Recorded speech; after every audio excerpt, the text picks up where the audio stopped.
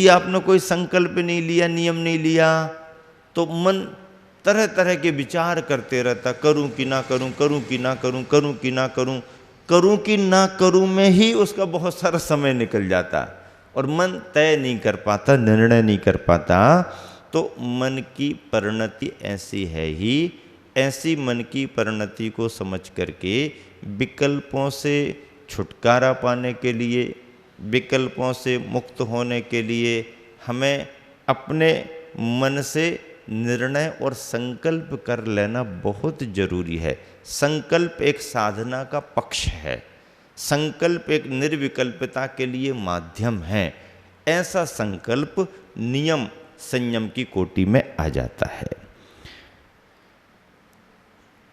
एक बार ऐसा हुआ, एक व्यक्ति घर से मंदिर चला, बहुत उत्साहित था, मन में भाव लेकर के चला कि बहुत दिन हो गए कुछ दान पुण्य नहीं किया, आज भगवान के दर्शन करने के बाद गुल्लक में कुछ डाल करके आएंगे। और जब तैयार हो रहा था घर में, तो एकदम उत्साह में उसने विचार किया कि 100 का नोट डाल देंगे आज तो। चलो कोई बात नहीं, उसका मन का उत्साह है, बहुत दिन हो गए कुछ डाला नहीं, आज 100 का नोट डालेंगे। तैयार होकर के बराबर उसने इंतजाम कर लिया, अलग अलग तरह से सब कुछ रख लिया। फिर आगे बढ़ा, चौराहे तक आया, उसके मन में विचार आया कि सोचा तो है कि 100 का डालेंगे, लेकिन अब आज के ही दिन डाल दें या 50-50 करके 2 बार में डाल दें। तो मन ने कह दिया कि 2 बार में डाल दो तो ठीक है, आज 50 ही डालो। 50 पर आ गया, मंदिर में प्रवेश करने लगा तो सोचता है कि अब 50 का भाव तो है, लेकिन अभी कुछ ऐसा करते हैं कि थोड़ा सा डाल दो। थोड़े पर आ गया, दर्शन वंदना कर ली, परिक्रमा लगा ली, कुछ और भाव कम हो गए। फिर उसके बाद में जेब में हाथ डालते डालते और 1 का सिक्का पकड़ में आया और मन कहता है अब चलो सिक्का ही तो डाल दो, 1 का। 1 का सिक्का डाल दिया उसने। 100 से उत्साह बना और 1 रुपया गुल्लक में गया। ये हम ऐसा कब करते हैं? जब हमारा मन कमजोर होता है, और प्राय करके ऐसा कमजोर मन हमारा धर्म के कार्यों में होता है।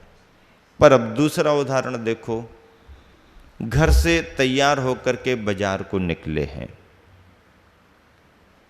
और सोच करके निकले हैं कि नाती पोतों को कुछ जो भी मिलेगा ले आएंगे, सस्ता वाला ले आएंगे। घर से क्या सोच के निकले? जो कम में मिल जाएगा, सस्ता मिल जाएगा, उसको ले आएंगे। लाना तो है ही। आगे बढ़े, अरे घर के ही बच्चे तो हैं, अब क्या सोच रहे, सस्ता वाला थोड़ा अच्छा सा तो ले लो। मन कहने लगा ठीक है, अच्छा सा ले लो। दुकान पर पहुंचे, इतनी बड़ी दुकान पर आए हैं, परिचित है, एकदम छोटा आइटम लेंगे तो अच्छा नहीं लगेगा, और घर के लिए ले रहे, थोड़ा और बड़ा वाला ले लेंगे, चलो चलते हैं। और वहाँ पर बातचीत करते करते उसने कहा अरे भैया, अब घर के बच्चों ही को तो ले जा रहे हो, अब कहाँ सस्ता 150 रुपये की बात करते हो, बार बार मत ले जाओ, एक ही बार तो ले जाओ, अच्छा आइटम आया है। और ये कीमत कितनी है? कीमत तो 500 रुपये की है। 500 रुपये की क्या बात हो गई, महीना 2 महीना नहीं लेना। अब ये अंदर अंदर सोचने लगता है कि मैं तो 10-50 रुपये का सोच करके आया था, 100-200 तक हिम्मत बढ़ाई, ये तो आइटम बड़ा दिखा दिया इसने। करें क्या, करें क्या? ऐसा करो, ठीक है दे दो, जितना है अभी दे देते हैं और बाकी भिजाए देते हैं घर से। अब देखो वहां पर इसने कितनी हिम्मत बढ़ा दी, कितनी बढ़ा दी। घर परिवार और अपने स्वार्थ में व्यक्ति अपनी क्षमता से भी बढ़कर के कभी कभी काम कर लेता है। कर तो लो, बार बार थोड़ी होता है देखेंगे बाद में, ऐसा सोच करके। लेकिन धर्म के मामले में प्राय करके व्यक्ति अपने मन को कमजोर करता जाता है। लेकिन जो भव्यात्मा है वो इससे जस्ट उल्टा भी करते हैं। सोच करके बढ़ा गए, बाजार में जाएंगे, अच्छा खरीदेंगे, ये खरीदेंगे, वो खरीदेंगे, लेकिन बाद में जाने के बाद अरे कितना खरीदना, क्या खरीदना, बार बार कहाँ तक खरीदना, इनमें कटौती करो, बचाओ, कुछ अच्छा उपयोग करेंगे। और सोच के ज़्यादा भी गए, कम में काम चलाया, वापस आ गया। मंदिर सोच करके गया, आज कुछ कार्यक्रम है, ठीक है, साधारण सी एक बोली ले लेंगे, लेते तो रहते हैं, अभी अभी तो ली थी, एक छोटी मोटी कोई बोली ले लेंगे। छोटी मोटी बोली लेने के भाव से बैठ गया और माहौल बढ़ गया, भाव बन रहा है, और बनते बनते वो कल्पना भी नहीं कर सकता 2 गुना, 4 गुना, 10 गुना, 100 गुना भी आगे बढ़ गया। अरे भैया अभी तो ली थी, फिर अनुकूलता बन जाएगी क्या? अब अनुकूलता बने ना बने, दान पुण्य का काम है, कहाँ बार बार मिलता। आज अवसर मिला, बुद्धि भी ठीक ठाक है, और अभी थोड़ा बहुत इंतजाम है, कर दो, बाद में जो होगा सो देखेंगे। ऐसा करने वाला ऐसा भी करता है। तो मन का विज्ञान तो मन के अनुसार ही चलता है। लेकिन यदि हमारे पास धर्म का और तत्व का ज्ञान है तो हम उसमें से भी परमार्थ का कोई ना कोई रास्ता निकाल सकते हैं। अपने उद्देश्य और अपने अभिप्राय पर यह आधारित रहता है। गुरुवर आचार्य ने लिखा, बैसा बानर चंचल होता, मदिरा पीता पामर है, बिच्छू ने फिर उसको काटा और हुआ वह पागल है, उससे भी मानव मन की अति चंचलता मानी जाती, धन्य रहा वह विजित मना जो जिनवर की वाणी गाती। कर्ण के बारे में एक संदर्भ हमने पढ़ा था। पांडवों का भैया कर्ण था। प्रातःकाल के समय में कर्ण सुबह सुबह दरवाजे पर खड़े होकर के सोने के कटोरे से पानी पी रहे थे। राजा महाराजों की बात है, सोने चांदी के तो बर्तन होते ही थे, तो सोने के कटोरे में से पानी पी रहे थे। और उसी समय एक याचक उनके द्वार पर आया, भिक्षाम देहि भिक्षाम देहि भिक्षाम देहि। कर्ण को लगा सुबह सुबह याचक आ गया है, दे देना चाहिए इसको कुछ। जिस कटोरे से वो पानी पी रहे थे उसी सोने के कटोरे को आगे बढ़ा दिया, लो ले जाओ। याचक देख करके बहुत आश्चर्यचकित हो गया, ओहो ये तो कल्पना भी मेरी नहीं थी। इतना कीमती सोने का कटोरा एक क्षण में देने को तैयार हो गए कर्ण महाराज। बहुत खुश हो गया, अरे चलो आज तो अब दिन भर कहीं जाना ही नहीं पड़ेगा, इतना बहुमूल्य सोने का कटोरा मिल गया, अब तो कितने दिनों का काम चल जाएगा अपना। लेकिन उस कटोरे को लेने के पहले वो भिखारी क्या कहने लगा, राजन आप दान तो बहुत बड़ा कर रहे हो, लेकिन जरा शुभाशुभ का विचार भी तो करो। क्यों, क्या बात है? आप सोने का कटोरा दे रहे हो दान में, ये तो बहुत अच्छी बात है, लेकिन कटोरा बाएं हाथ से दे रहे हो, ये ठीक नहीं है। कटोरा बाएं हाथ में लिए हो, बाएं हाथ से दे रहे हो, ये ठीक नहीं है, ये मुझे शुभ नहीं लग रहा। कटोरा मिल रहा है इससे तो मैं प्रफुल्लित हूं, लेकिन बाएं हाथ से दे रहे ये मुझे ठीक नहीं लग रहा। जरा शुभ दाएं हाथ में तो ले लो, दाएं हाथ से दान दे दो। कर्ण जोर से हंसने लगे, जोर जोर से हंसने लगे, बोले याचक तूने भाव तो भला प्रकट किया है, लेकिन तू मन की परिणति को नहीं जानता। तेरा भाव तो अच्छा है कि दाएं हाथ से कटोरा, बाएं हाथ से कटोरा दाएं हाथ में लेकर के दे दो, लेकिन तू मन की विचित्रता को नहीं जानता।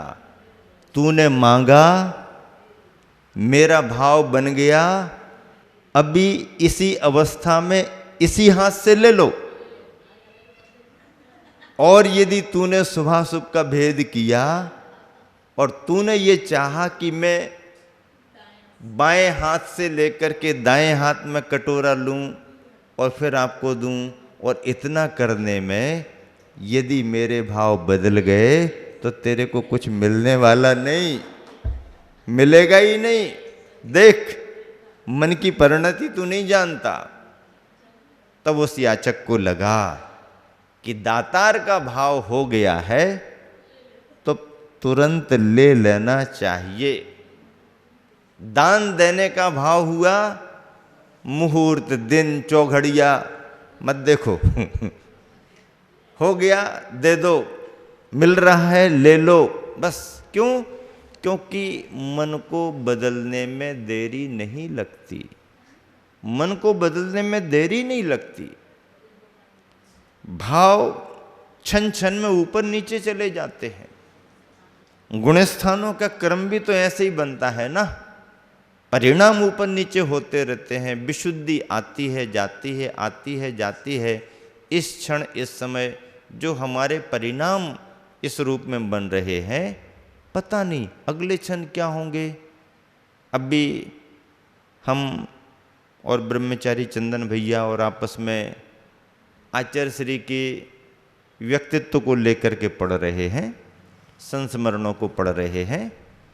तो उसमें ज्ञान सागर जी ने जब परीक्षा लेने के रूप में विद्याधर से कह दिया कि ऐसे विद्याधर तो बहुत आते हैं और विद्या लेकर के चले जाते हैं मैं कैसे विश्वास करूं कि तुम मेरे पास पढ़ने के लिए आए, मेरे पास रहने के लिए आए। तो जरा भी नहीं सोचा, किसी से सलाह भी नहीं ली, ये भी नहीं कहा कि मैं सोच करके बताऊंगा, और एक ही झटके में निवेदन कर दिया, गुरुदेव यदि आपको ऐसा कुछ लग रहा है कि मैं चला जाऊंगा, विद्याधर चले जाते हैं, तो मैं वो जाने वाला विद्याधर नहीं हूँ। आप कहो तो मैं आज से ही आजीवन वाहन का त्याग करता हूँ। मन का कितना बड़ा संकल्प उन्होंने प्रकट कर दिया। वो उसी समय का संकल्प नहीं था, वो जो उन्होंने घर से निकलने के बाद में 2 बरस, 1.5-2 बरस जो साधना करते हुए अपने मन को मजबूत किया, उसकी परिणति थी वो। और जिस समय आचार्य ज्ञान सागर जी महाराज के पास पहुंच रहे थे, परिचय नहीं था, किसके साथ जाएंगे। 2 दिन का उपवास करना पड़ा था, 2 दिन का उपवास करना पड़ा, क्योंकि सप्तम प्रतिमा आचार्य देशभूषण जी से ले चुके थे। सप्तम प्रतिमा ले ली है, बिना दर्शन बिना पूजन कैसे भोजन होगा, शुद्ध भोजन कौन देगा। ऐसी गर्मी में गए। किसी ने बता दिया कि ज्ञान सागर जी का परिचय तो भैया वो कजोड़ी मल नाम का श्रावक है, वो उनका भक्त है, वो जानकारी दे देगा। उसको बराबर ख्याल में रहता है कि महाराज जी कहाँ हैं। कचौड़ी मल जी के पास पहुँचे। कचौड़ी मल जी भी अपनी उम्र के लंबाई ऊंची पूरी और मारवाड़ी आवाज़ में अंदर से वही मारवाड़ी में बोल दिया। इनको हिंदी समझ में नहीं आ रही, मारवाड़ी क्या समझेंगे। दरवाजे पर खड़े हैं, निकल करके आए। अच्छा अच्छा, क्या काम है? वो ज्ञान सागर जी महाराज जी के पास जाना है। अच्छा, ज्ञान सागर जी के पास जाना है, ठीक है। ज्ञान सागर जी यहाँ नहीं है, वो किशनगढ़ में विराजमान है। अच्छा ठीक है, कहाँ से आए पूछ लिया, बता दिया। अब कचौड़ी मल जी ने समझ लिया कि उम्र तो इसकी ठीक ठाक है, लेकिन चेहरा मुरझाया हुआ क्यों दिख रहा। इसका मतलब इसका भोजन पानी नहीं हुआ। तो उन्होंने कहा कि ऐसा करो, चलो अंदर स्नान करो, भोजन करो। तो ये कहने लगे कि नहीं, मुझे पहले दर्शन करना है, उसके बाद भोजन करेंगे। दर्शन करना उसके बाद भोजन करेंगे? अभी भोजन करो, हम दर्शन करा देंगे, आप भोजन करो पहले, मुझे लग रहा है कि आपका भोजन पानी नहीं हुआ। तो उन्होंने कहा 2 दिन के उपवास हो गए, पानी भी नहीं पिया।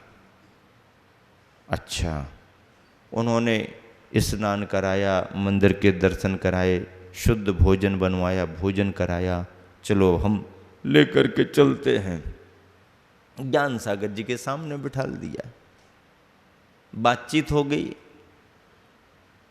ज्ञान सागर जी भी उम्र को देख करके, रूप लावण्य को देख करके, यौवन को देख करके अंदर अंदर इतने खुश हो गए, और ये तो बढ़िया आया है, और ब्रह्मचारी की अवस्था में आया है, योग्य है, ऐसा उन्होंने आभास कर लिया, संग में रख भी लिया।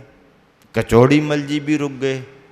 अब कुछ दिन होने के बाद में ज्ञान सागर जी ने कचौड़ी मल को जिम्मेदारी सौंप दी। क्या सौंप दी?